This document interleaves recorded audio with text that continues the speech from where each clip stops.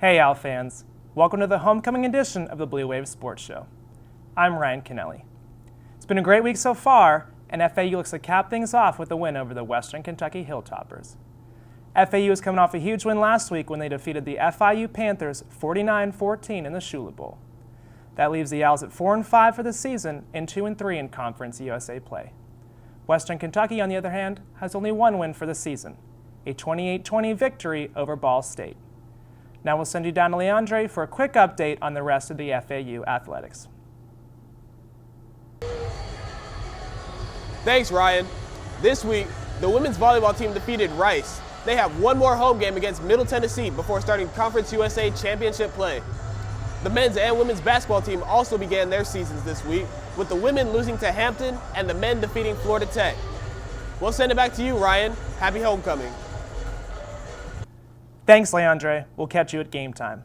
FAU's experienced a major culture change since head coach Lane Kiffin arrived on campus.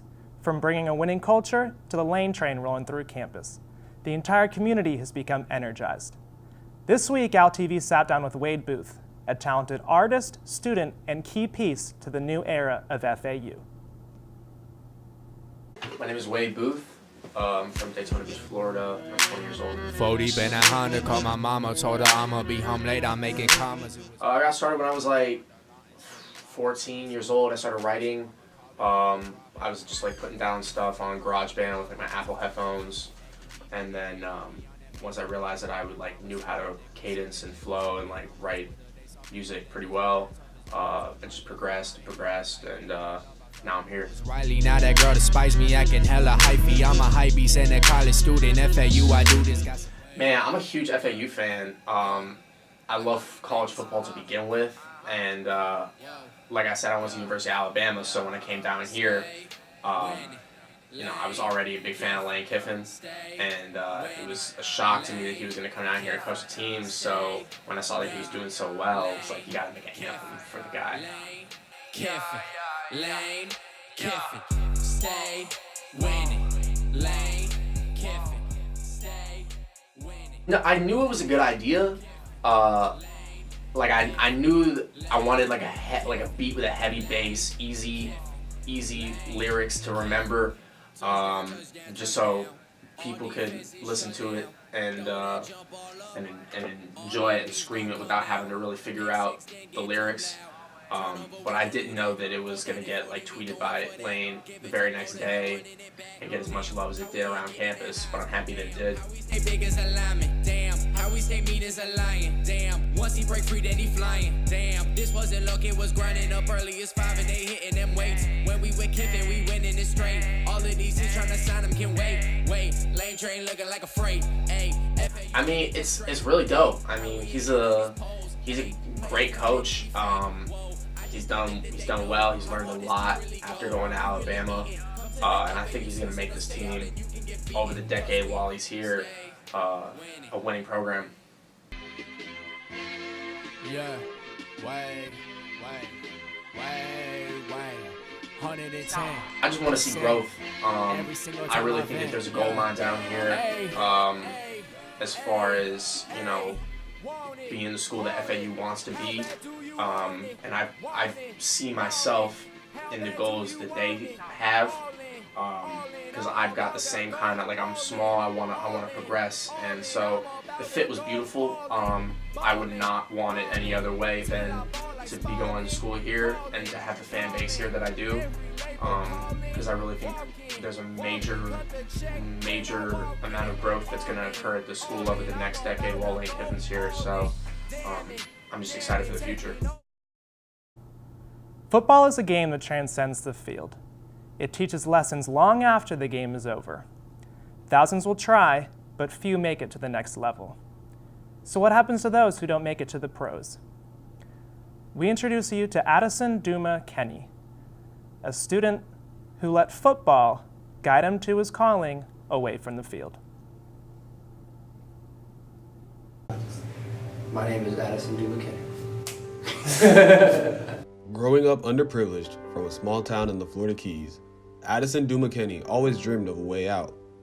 He soon found his ticket to a better life through sports. I was pretty poor growing up. When I first played my first club team, people paid for me to play because they just wanted me to play. I never bought any equipment. I bought one thing and it broke immediately, so I said, forget that. I'm never doing that again.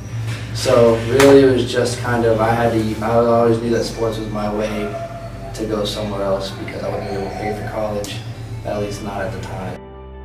Addison became a three-sport athlete, playing football, basketball, and lacrosse throughout high school. The South Florida area is a factory for great athletes. However, recruiters rarely ventured further than Miami. Addison began receiving calls from Division II and III level schools shortly after attending a recruiting fair and found his new home. I only went on one visit. Just ended up going to Concordia, Chicago. I just fell in love with Chicago. It's so much different from the Keys. Going from like an island where you don't have to lock your front door to Chicago is just like, I was like, this is what I want to do. Like, I want to be here. And I told I was going to start. I said, hell yeah. Packed my bags, went up there. Addison left the Keys to play football at Concordia, Chicago. He planned on potentially leaving the school to join a Division I program after 2 years. But after multiple injuries, he began falling out of love with the sport. And then I wasn't having fun at the school. Football was like a job. It made me stop liking it. So I transferred down to FAU, took some time away from sport, like football specifically, and then kind of fell back into it, and I wanted to play again. Figured I had been lifting, so I probably can't do that, so I did the next best thing, that I was coaching over at St. Andrews. Transferring down to FAU as a journalism major, Addison started to experience yet another culture shock. This time, in the realm of collegiate intramural sports. Like my main goal in life is to coach. Like that's what I want to do.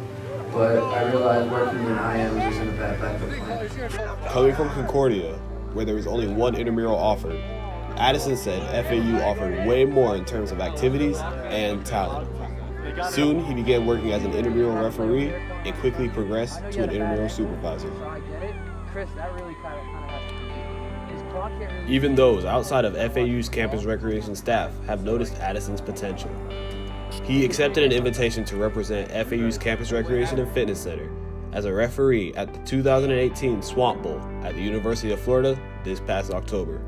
Swamp Bowl is basically just like this big regional tournament, so it's like the best teams.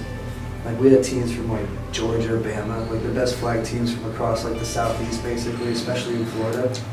And so it was cool. It was just cool to go and see like really high level play, and then also you work with really good officials. And with his time as an OWL ending soon, Addison is looking into his options for the future and continuing his journey to his ultimate goal. Basically, I'm supposed to graduate in the spring, and then I'm either gonna try to get a GA job coaching somewhere, be at another school or something like that. I could stay where I'm at, which I kind of want to do because we have a very talented like sophomore and freshman class coming up. I'd like to kind of see it through and help them out. Coaching isn't something you do for money or immediately, you know. It's not like being like a lawyer or a doctor or something like that. Like, your first job isn't going to be a huge paying job. You're going to have to work your way up. And the goal is to get to work for the Tennessee Titans one day in some sort of capacity as a coach. We're approaching game time here in Paradise, so we'll send you down to Leandre for a closer look at the action. Signing off for OWL TV, I'm Ryan Kennelly. Thanks, Ryan. The Owls are a long shot from making the Conference USA title game, but a win tonight will definitely put them in a great position to make a bowl. And after last week's Sula Bowl, did DeAndre Johnson do enough to earn the starting spot at quarterback, or did Chris Robinson still keep his job? We'll see how it all unfolds here tonight. Let's see how they do.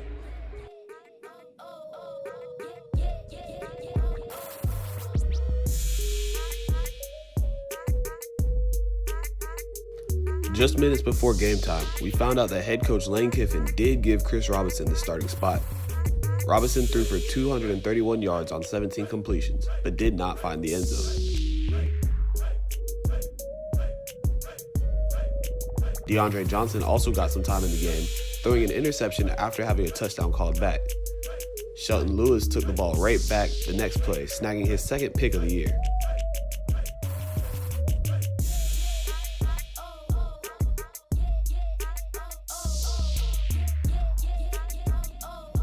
Congratulations to Juwan Hayes and Tajay Stringer for winning this year's homecoming court.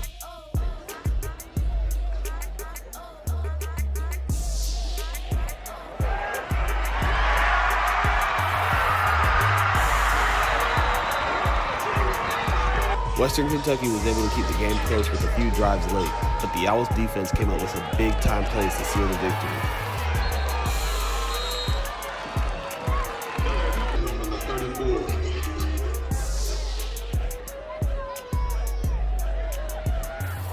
Devin Motor Singletary and Kareth White both scored 2 touchdowns and combined for 311 yards on the ground. The Owls came away with the victory, capping off a successful homecoming week. The Owls toppled the Hilltoppers 34-15, which brings our record in conference to 3-3 and ties us for 4th in the Conference USA East with Charlotte, who we play in 2 weeks. That's all the time we have today.